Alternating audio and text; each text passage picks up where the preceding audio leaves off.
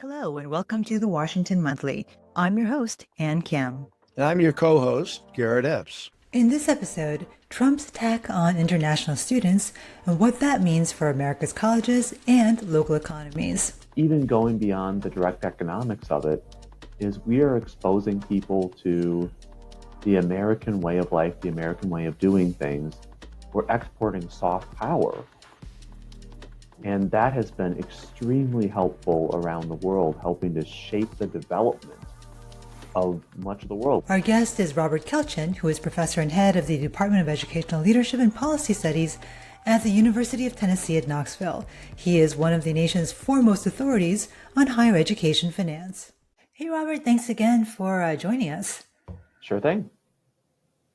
Okay, so Trump has opened up a new front in his war against higher education just last week, and that's to limit international students coming to the country, and in particular at Harvard University. So can you catch us up on his latest moves on this front? So the first thing is we're almost out of fronts in the higher ed wars.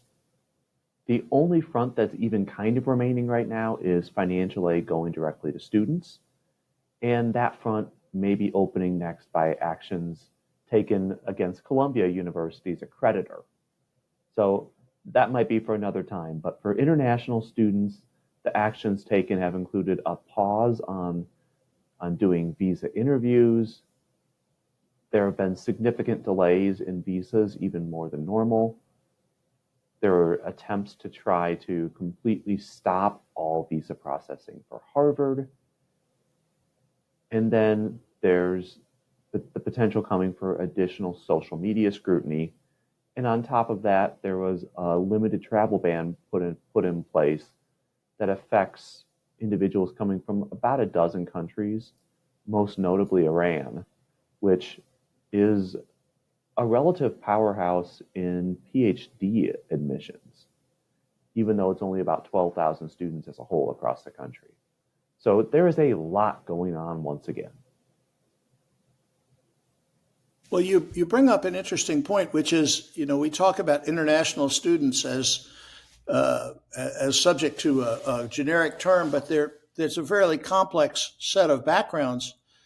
I gather there were about 1.1 million international students in the last school year. Who are they? Can you lay out for us who they are?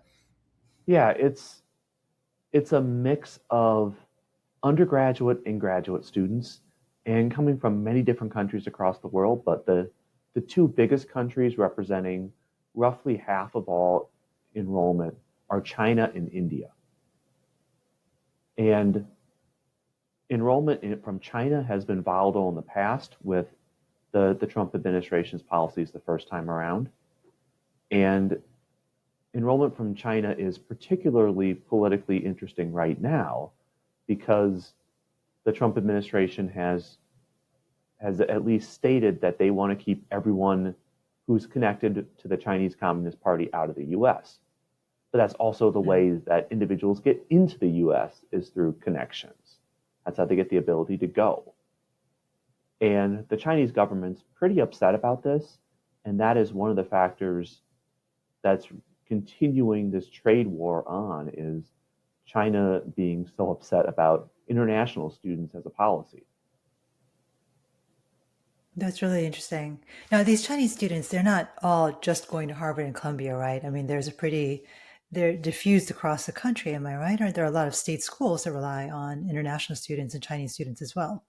Yeah, they are all over the country because there are very good universities all over the country. And then even for some of our regional public institutions, they're enrolling substantial shares of international students. Some of it's by word of mouth, and some of it's because institutions in bigger cities have international populations and they attract international students as well. Mm-hmm. Can you give us a few examples of some of these regional public schools or state schools that maybe some of us wouldn't automatically think of as heavily reliant on international students, but that may come as a surprise? Yeah, I think of a place like the City University of New York, where they enroll quite a few international students because it's New York City and it's an area where there's just a lot more comfort.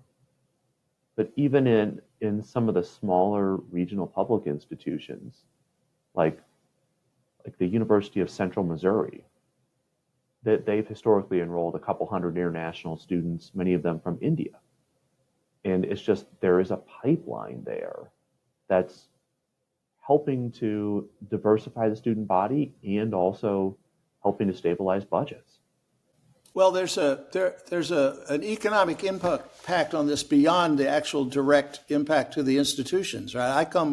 I live in a college town with a state university and a significant international student population. There are studies that suggest that the international students themselves support as many as 400,000 jobs in this country. So, what will the overall economic impact be if there's a real interruption in the flow? Yeah, it would hurt local economies, especially outside the biggest cities. And there have been several countries like Australia, Canada, and to some extent the UK that have limited international student enrollment because they're concerned about the effects on housing prices by Mm. importing large number of students. That's a lesser concern in the US because our overall international student population is about 5 to 6% of overall enrollment, but they do help fill up apartments. They eat. Some of them work, they have cars, they drive some economic activity. And in an era where enrollment in higher education is generally flat or down, that's an important source of students for colleges and their communities. Yeah, yeah. I mean, one of the ironies of all this too is that, Donald Trump is very obsessed with the trade deficit and education exports, which is basically what this is when an international student comes to the United States, are one of the few areas where the United States actually has a trade surplus. I looked up this number and we had a $43 billion trade surplus in education exports in 2024. So, of course, one of the consequences of this ban essentially on international students is it's going to worsen the trade deficit. Yeah, it absolutely will. But even going beyond the direct economics of it, is we are exposing people to the American way of life, the American way of doing things. We're exporting soft power. And that has been extremely helpful around the world, helping to shape the development of much of the world. We think about what's happened in Latin America and Africa, for example. We've educated elites from those countries for decades and exported American capitalism instead of, say, the Russian or Chinese way of doing things. So it both helps with the trade deficit and it also makes people more comfortable with America. And hopefully they'll buy more of our stuff because they're comfortable with America. And also, if we've done a good job, they're making more money back home. Mhm. If we could just go back just a little bit to the direct impacts, though, on a university. So, can Harvard actually survive losing all of its international students? Like, what is going to be the impact on a place like Central Missouri State as far as their survival and viability? Harvard plays by a different set of rules than most of American higher ed, and they're being targeted in a different way. But let's just say that international students, the pipeline just gets shut off. Harvard can't replace everyone immediately, especially if returning students are affected. But over time, they could enroll a class that's 100% American or at least 100% non Chinese. They may not get quite as much in tuition revenue, but at the end of the day, for them, the bigger concerns are just, are they able to be that global engine? And then also, yeah, are they able to do as quality of education at the graduate level? And in a lot of our STEM fields, we have a lot of master's and PhD students from other countries who then teach our students as well. So there's that piece, but at the end of the day, Harvard, the Ivy Leagues are going to be okay. It's going to the regional public institutions, the smaller privates, where they are not going to be able to replace those students. because there aren't enough American students to go around to fill a 1.1 million student gap. And with all the cuts to research funding, the big public research universities are going to try to expand enrollment. They have the market power to do it, but it further stretches the regional institutions who may both lose their international students and lose domestic students who have the chance to go somewhere more selective. Well, that brings up a point that the administration has made, which is they claim that there's an issue of fairness in bringing international students in because they take up spots at a place like Harvard that should go to Americans. How do you assess that argument? Harvard is unlikely to expand its capacity in any meaningful way because it is so expensive for them to add a new residential college, and I don't think the locals in Cambridge would have it for a big expansion. Mm-hmm. So, yeah, for a few institutions, it is a zero-sum game. But for most of American higher education, we do not have capacity issues. And if anything, and the research backs this up, that by bringing in a lot of full price paying international students, that allows institutions to expand their capacity to hire more people, to serve more American students and offer financial aid. But Mm-hmm. in the eyes of the administration, I mean, the Ivy Leagues are higher education. Even though they bash the Ivy Leagues, that's where many of them went to school. That's all they think about. And they might throw in a reference to NYU every once in a while because I think one of the Trumps goes there. Yeah. And well, the other thing that's going on here too is the tuition that's being paid by international students subsidizes probably middle class and lower income students, right? I mean, if you open up the slots that are available at Harvard for those students, it's not likely that a low income student from, or especially at a regional public college, it's not likely that a lower income student, there may be less financial aid is my point when you don't have the tuition dollars available to subsidize. Yes, just because the the regional schools, even public big universities, they don't have enormous financial aid budgets. The way they get money is through getting out of state, but especially international students, because they're the ones who pay full price. There aren't a lot of American students who pay full price at the undergraduate level. There just aren't. Well, the AAUP in a study said the number of international students was already beginning to fall. And over between March 2024 and March 2025, it fell by 4 or 5%. How extreme is the decline likely to be? At this point, I think anything between 10% and 100% is on the table. Phew. And this is what is the biggest challenge, not just for college leaders, but for, I mean, anyone in university communities. I mean, if you're running an apartment complex, you don't know how many people you're going to have. That's a problem. But we could see a range of outcomes from pretty much the status quo to they drag their feet on any visas and nobody international can study in the US. Those are both very possible.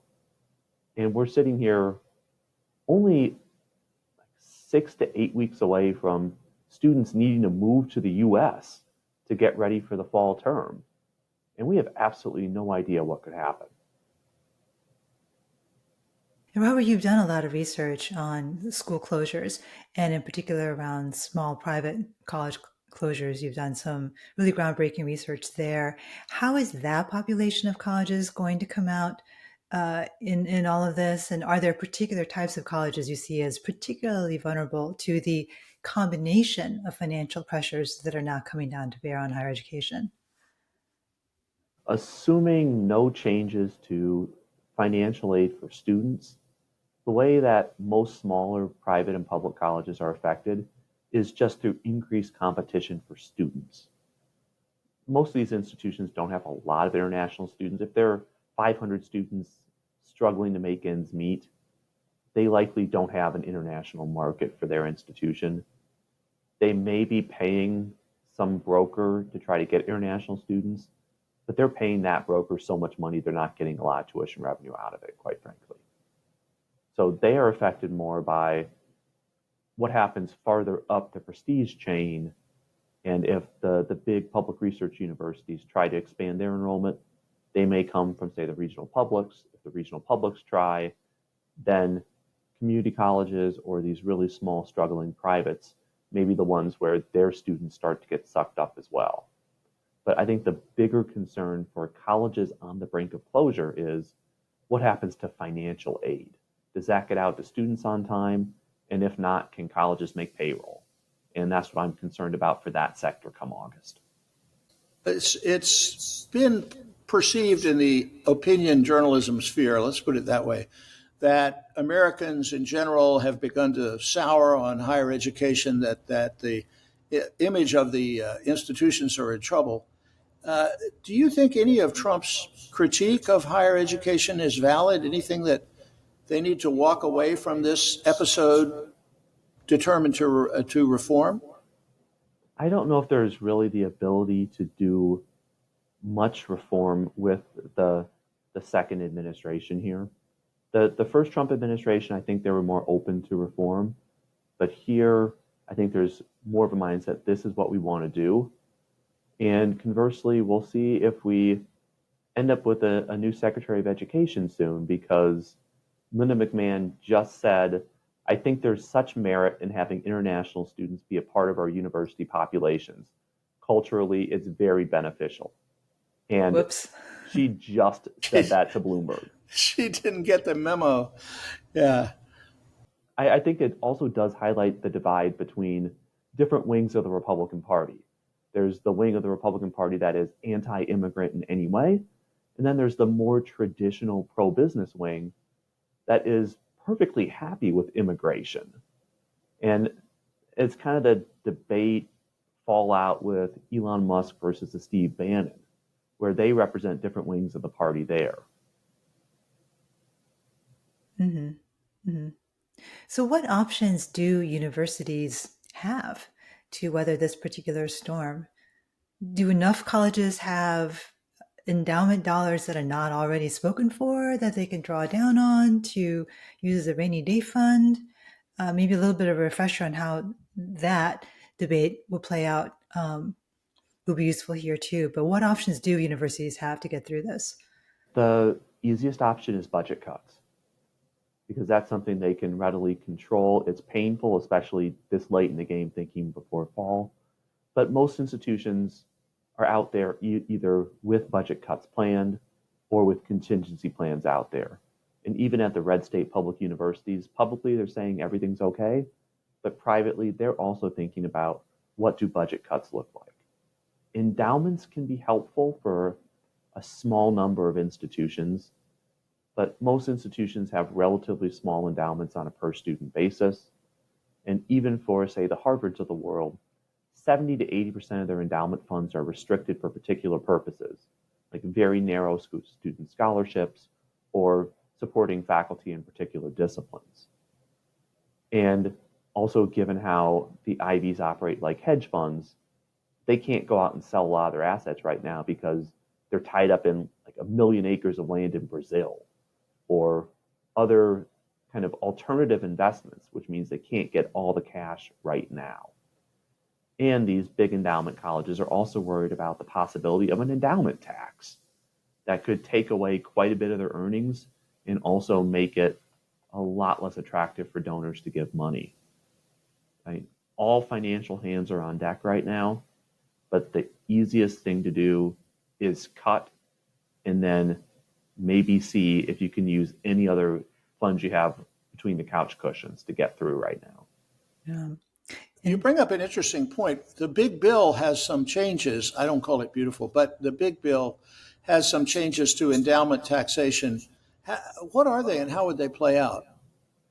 There are a couple of big changes. First is taking the tax rate that was 1.4% in 2017 up to as much as 21%. And then they're also been proposals to get rid of the tax preferred status for donations. That's not in the bill, but I believe, but that's another thing the administration has talked about. But the biggest thing really is just the tax rate going up so much. Well, and just to clarify, the tax rate would be on investment income earnings rather than the corpus of the endowment, right? Yes, which also gives institutions an incentive to put their money in someplace that doesn't generate earnings right away. But it also means that cash gets tied up. Right. So liquidity is going to be a gigantic problem for a lot of institutions It's come like this fall and 2020 going all over forward. again. Wow. Well, thank you, Robert, for keeping an eye on this. And I'm sure we'll be back to you very soon with another update on what's happening. And hopefully the news will be better. Well, I can pretty much guarantee that will be new news. Whether it's better or not, who knows? Or not. We'll see what happens on Capitol Hill, and we'll see what happens coming out of the administration's latest press releases. Terrific. So, well, may you live in interesting times. Indeed. All right, thank you, Robert. Take care. All right, take care. That's it for this week from the Washington Monthly. I'm Ann Kim, and on behalf of my co-host, Garrett Epps, thank you for listening. If you like what you heard, don't forget to subscribe to our channel or wherever you get your podcasts. Have a wonderful week.